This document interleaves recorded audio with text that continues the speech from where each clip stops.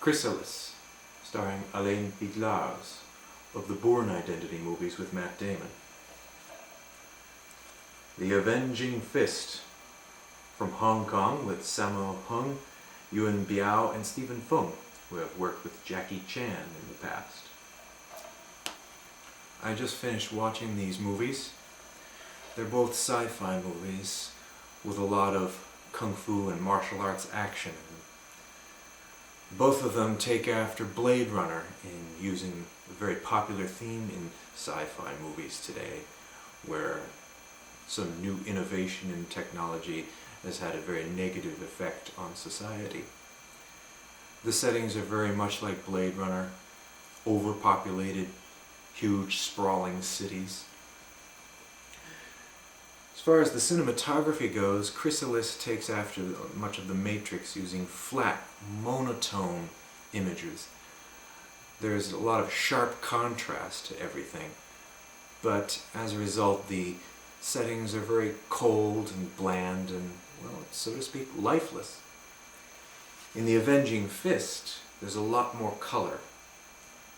The settings are just so much more vibrant and more lively. In short, it's much like how many Asian cities are today, like Hong Kong and Tokyo.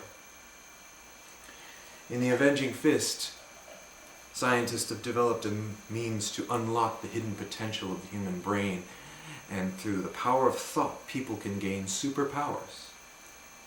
In Chrysalis, the character, a troubled, grizzled cop, is up against some conspirators who have developed a means to wipe out people's memories.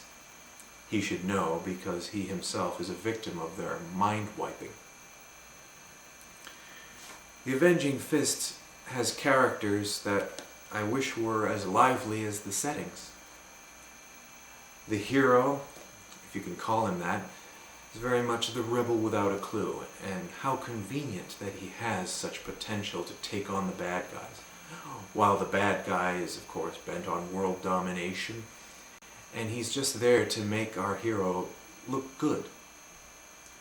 You don't feel for anybody in the film. And though the idea of people getting powers sounds really appealing, it's not played on well enough. Still, the cinematography is very original, and it's enjoyable to watch. They even employed some methods that are even used in a lot of comic books today, where the backgrounds are literally blurred to imply intense movement and speed and intensity. Chrysalis, the villain or villains are not so easily defined, and thus it's not easy to seek them out for our hero. The action scenes are fantastically well choreographed and very realistic, and everybody in the story is just so much like any real person. Thus it's more enjoyable to watch these people in action, even when there's not gunfights or knife fights going on. Thus the theme is addressed very well in both movies, though I think better in Chrysalis. And the ending is a bit more believable, whereas the Avenging Fist just has too much of a happy ending. Everything is just too evenly settled, so to speak.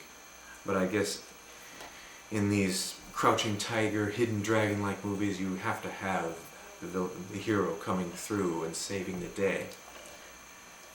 But for our hero in Chrysalis, the day is not always saved.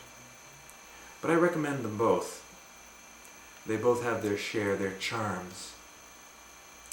I liked Chrysalis better because it just was a bit grittier. Avenging Fist was more colorful, but not candy-coated. So look for them online or in the rental stores. They definitely have something to offer.